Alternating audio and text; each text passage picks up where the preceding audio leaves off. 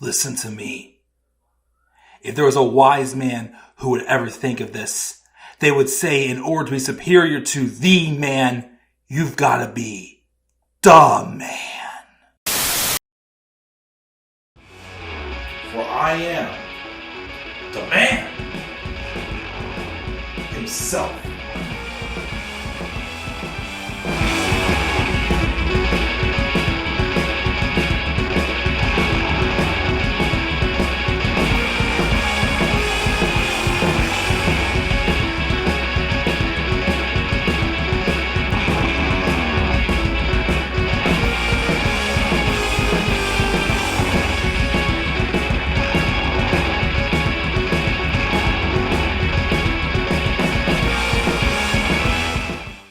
Friday Night SmackDown review. This show took place in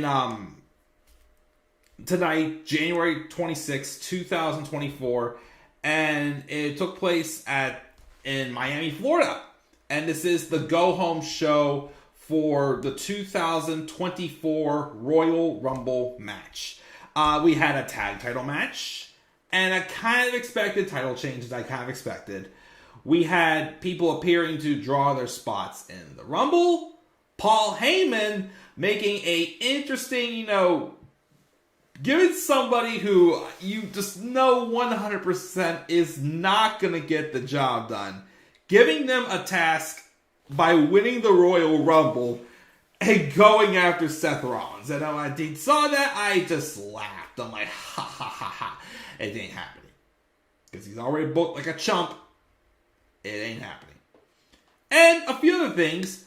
We also had 2 additional NXT stars appear on the show. One that I don't think is getting called up yet, but one I think is their official call-up. So, some stuff happened on the show. But like I said, we're not going to grade it.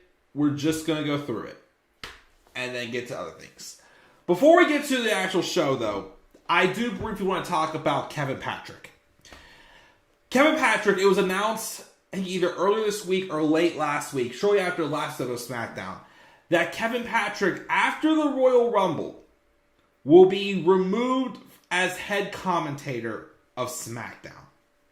Now, at the time, there was no word as to if Kevin Patrick's going to be going back to being a backstage interviewer, or if he's going to be getting like another role. Maybe move him over to color commentator, not be the head commentator, and have him improve. But we're not getting that. It was announced, I think, earlier today, Kevin Patrick got fired. He got fired, which I didn't agree with that. Look, I'm not going to be the first to admit it here, but Kevin Patrick just is not meant to be a lead commentator. In wrestling, at least. But you can tell he tried. He really, really tried his best. And WWE gave him plenty of opportunities. He was on Raw with Corey Graves. And then Corey Graves and Kevin Patrick moved over to SmackDown, which briefly, it was a 3-man team because Michael Cole was there. Probably more so just to help out Kevin Patrick. They pulled, of course, Michael Cole from SmackDown, had him just be on Raw with Wade Barrett. And yeah, it just wasn't working out. Again, he tried his best. He tried, but it didn't work. And, not gonna knock Kevin Patrick. It's not for him. He's got other talents, but lead commentator for wrestling, it's just not for him, unfortunately. I didn't think he should have been fired, though. I would have just made him backstage producer again. Or not producer, or backstage interviewer again. Or something else. Heck, if you really want to help him improve, like, I've heard rumors that maybe they may call up Vic Joseph from NXT, which he's alright. I could live with Vic. There's some other guy on NXT Level Up, though, I think I heard. Honestly, if you're giving Kevin Patrick a demotion, I would maybe put him either on NXT or even NXT Level Up. I haven't watched a single episode of NXT Level Up, but at least some way for him to still, be involved in the company and get better. Because he seems like a really nice guy. And I think he deserves some type of chance. I don't know what happened behind the scenes, but I still don't think Kevin Patrick should have been fired. I really don't think that should have been what happened. So I do feel bad for him. I do wish him the best. I just wish the WWE would have given him something else to do and not just give him the boot. So definitely wish Kevin Patrick the best in his future endeavors. Thank you for what you did for the company. I mean, it wasn't too much. We appreciate the efforts you tried. Again, it just didn't work out. And it happens. Sometimes people are going to get opportunities, and it's just not going to work out. It didn't work out for Renee Paquette when she was on commentary, which, honestly, it possibly could have if Vince wasn't chirping in her ear. But even so, she's meant to be a backstage interviewer. And she needs to bring back the sessions. I'm sure she has a good reason, but I do miss her being on the sessions. The Sessions, which is her podcast. I think it would have been awesome. But, it's not happening. But, well, right now, but, it is what it is. But yeah. Best of luck for sure for Kevin Patrick. And again, I do hope that something works out for him eventually.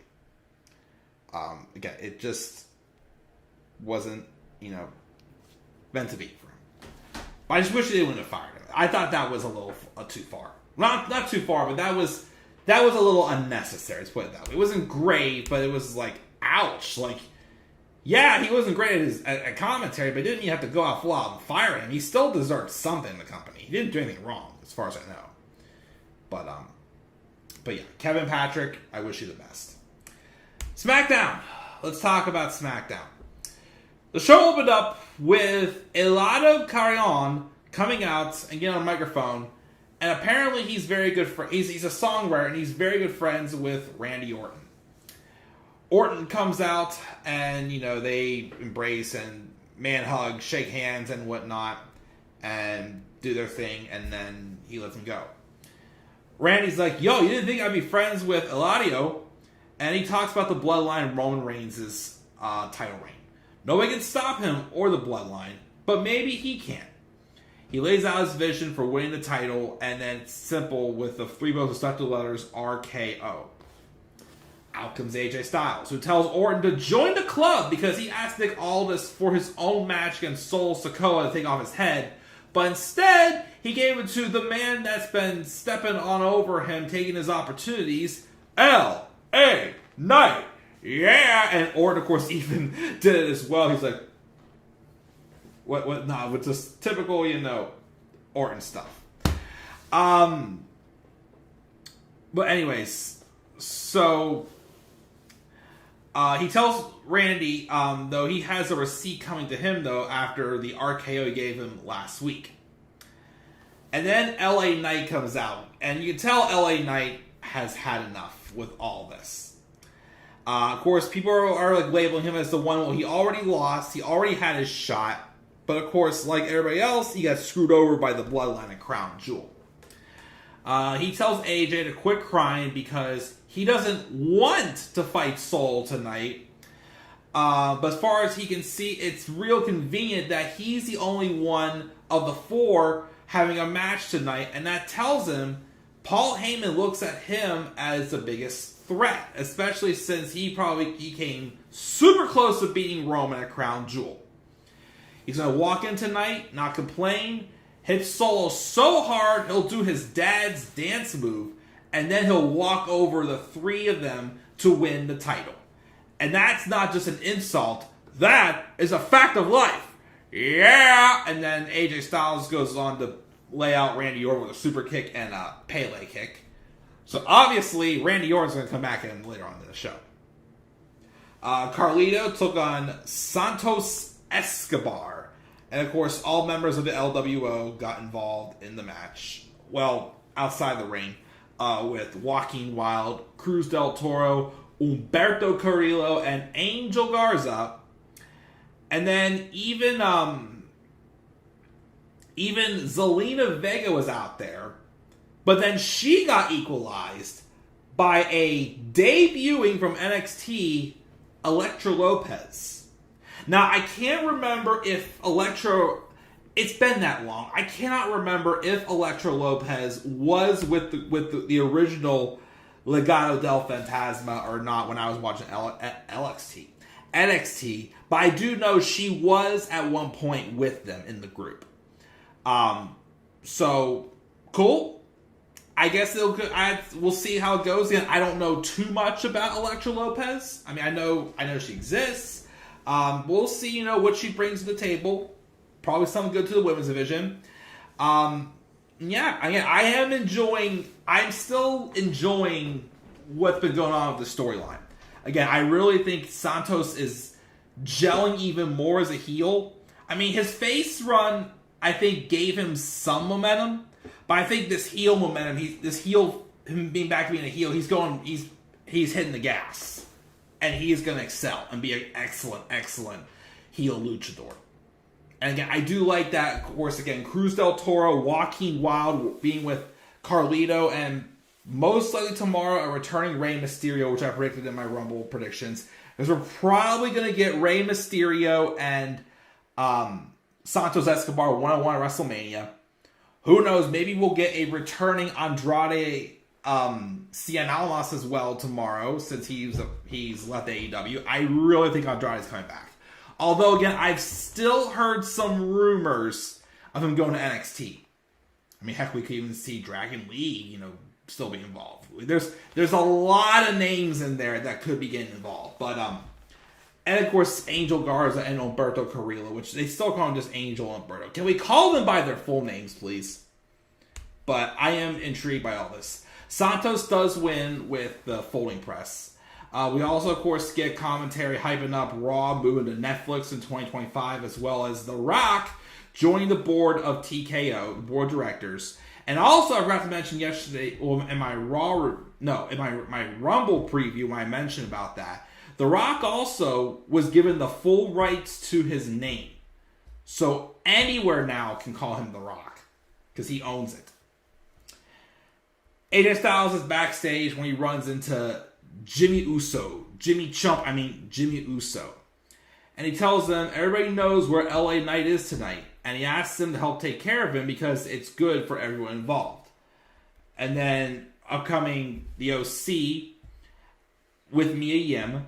And he asks AJ, what was that all about? And he tells them, don't worry about it. And then we have Nick Aldis and new NXT General Manager Ava Raine, or Simone Johnson, the Rock's daughter, who was just named NXT's General Manager with William Regal on NXT this past Tuesday night. So they roll up, and I guess they were both performing duties of having superstars come in and pick their number in the Rumble. Neither actually showed their number, of course. We'll find out. Of course, a lot of them didn't seem happy about it. But anyways, the first people that came in were Bobby Lashley and the Street Profits. They rolled up to pick their Rumble entry and have a brief showdown with Santos Escobar and Legado del Fantasma's 2.0. If you want to talk about it, or we'll call them that. Who knows? We also got a hype video for Bayley hyping up Damage Control, as of course she's on a mission to get all the gold. She wants to win the Rumble and go after Rhea Ripley. She's hyping the Kabuki Warriors with their women's tag title match against the champs Katana Chance and Kayden Carter later on in the show.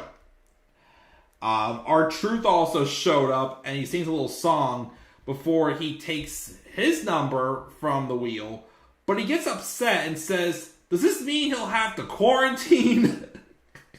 And Aldis is like, no. And then he says, okay. And then he starts calling him Adam and Mr. Pierce. And he also congratulates him for growing his hair out so fast. R-Truth, gosh. Man. Again, R-Truth just doesn't need a title. I mean, to give him titles, I think he deserves it.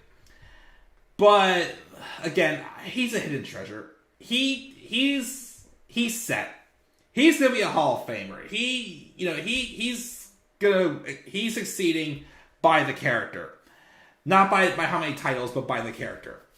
The Judgment Day. Live, laugh, love. His childhood hero, John Cena. But again, R-Truth just turned 52 years old. Cena's like, what, 46, 47? My bad. I still remember when I first became a fan of Truth, I'm going to pin Carmelo. Oh, Truth, don't pick me up. That's what's up. Oh, man. And it took me. I still wish I was watching live when he was a heel, though. Little Jimmy and you got. Oh, man. What if he would bring back Little Jimmy? At this point, though, I don't know. I think it seems so far away. I don't think they would ever turn R-Truth heel again. Because he's just way too good in this role. But you never know. And if I'm wrong, then I will gladly say, my bad.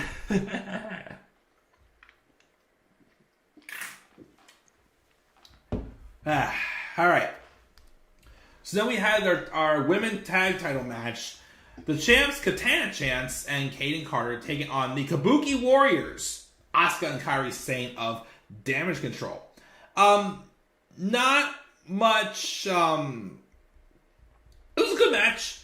Again, I do like that. Although the reign was short, them kind of giving Katana and Kayden this spotlight. They're really trying to showcase these women's tag teams. They've got to get more of a story to them. Like some of them, like Kabuki Warriors, I think they have some.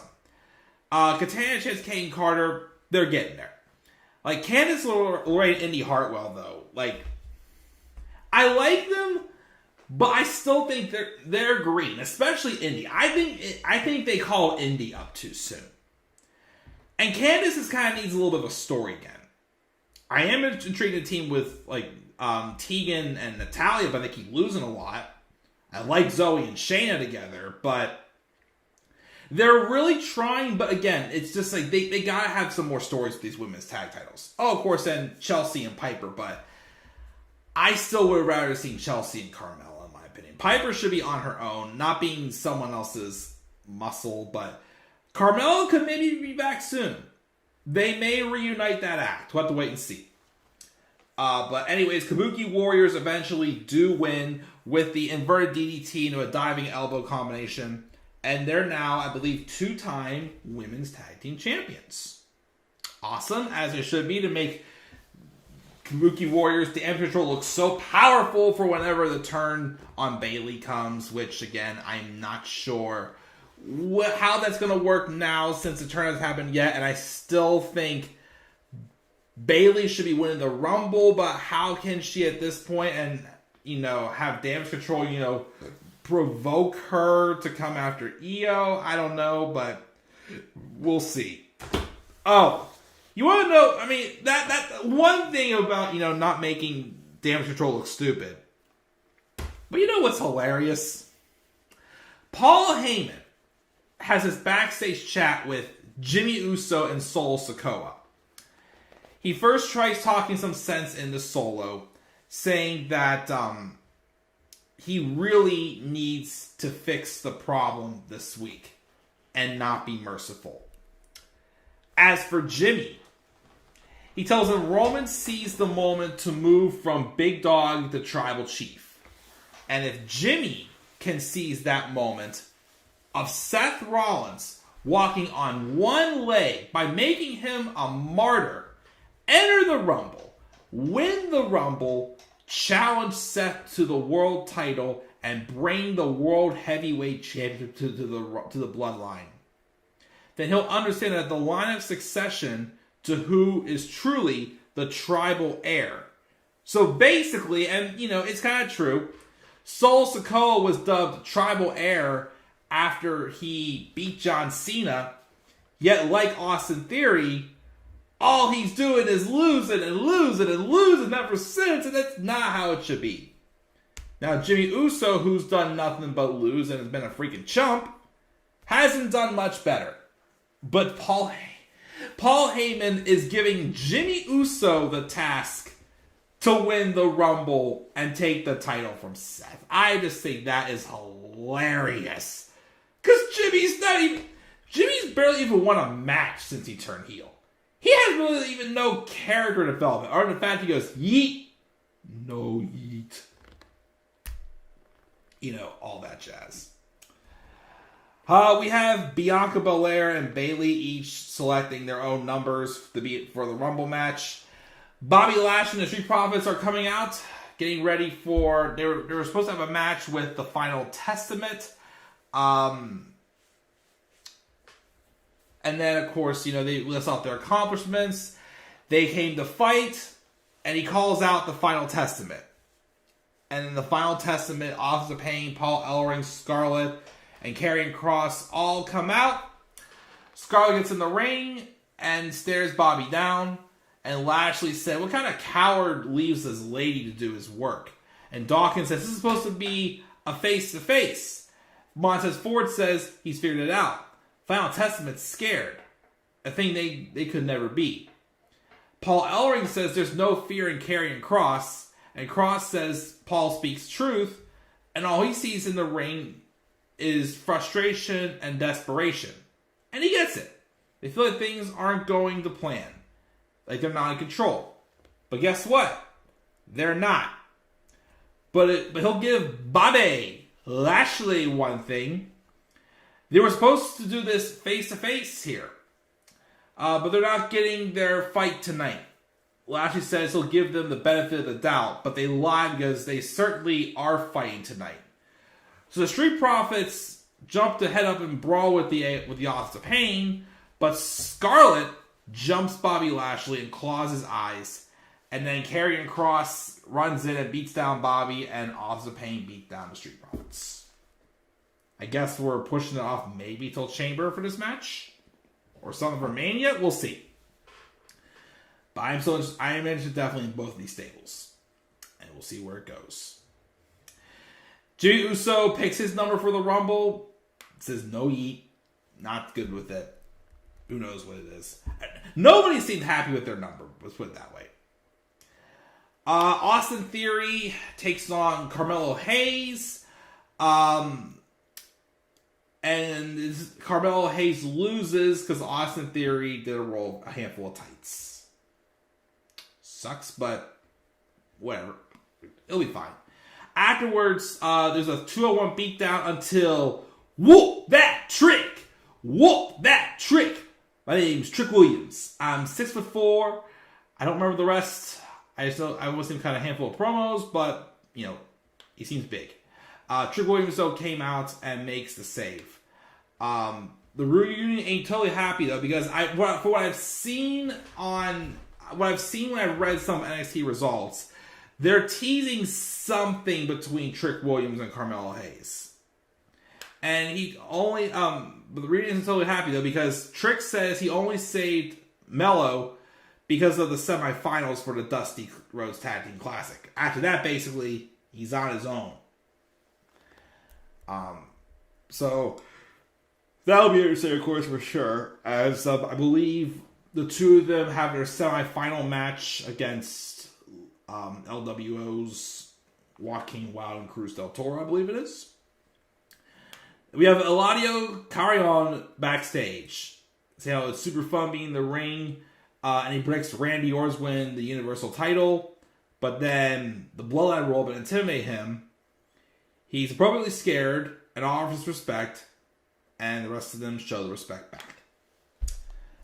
And then main event was LA Knight and Solo Sikoa. Match ends in DQ when AJ Styles jumps the barricade, hits a phenomenal forearm on LA Knight. Because they keep teasing the fact that, AJ Styles is a heel, she's an aggressive babyface. Of course, he still showed his more aggressive babyface style because when the Bloodline give him a chair to attack LA Knight with, instead, he attacks the Bloodline first and then he goes after LA Knight. But then Randy Orton came out and got his revenge on Styles for what he did earlier. And then Orton was standing tall at the end of the show until LA Knight comes out of nowhere and he hits a BFT on Randy Orton. And that's how the show ends. So not a bad go-home show, I would say. I know that, SmackDown, I think, has not been quite as strong as Raw has been lately. There were still some nice little teases on the show. Again, I am interested in seeing what does happen. with Elektra Lopez and this LWO and Legado del Fantasma 2.0 feud. You know, I'm glad to see Carmelo Hayes get more TV time. Wish he would not have lost, but you know, we'll see where that goes. I still think it's funny about Jimmy Uso to go into the Rumble just so he can dethrone Seth Rollins. Ain't happening. But of course, Kabuki Warriors winning I thought was a good move as well. So I would say it was a bad episode of SmackDown. I don't really have a grade to give it though, but we got other things to move on and talk about.